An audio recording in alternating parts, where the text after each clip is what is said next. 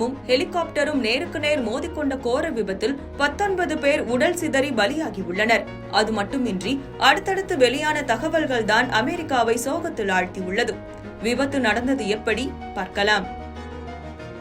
அமெரிக்காவின் Kansas மாகாணத்திலிருந்து Washington அருகில் உள்ள ரீகன் விமான நிலையத்திற்கு 60 பயணிகள் மற்றும் 4 ஊழியர்களுடன் விமானம் ஒன்று புறப்பட்டு சென்றது.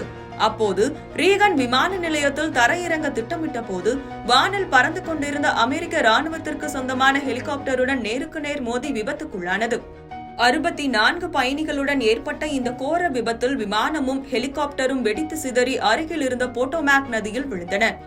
இது குறித்து தகவல் அறிந்து சென்ற வாஷிங்டன் தீயணைப்பு துறையினர் மற்றும் மீட்பு படையினர் விபத்தில் சிக்கியவர்களை மீட்கும் பணியில் ஈடுபட்டனர். தீயணைப்பு துறையினரின் மீட்பு பணியில் இதுவரை 19 பேரின் உடல்கள் மட்டுமே கண்டெடுக்கப்பட்டுள்ளன.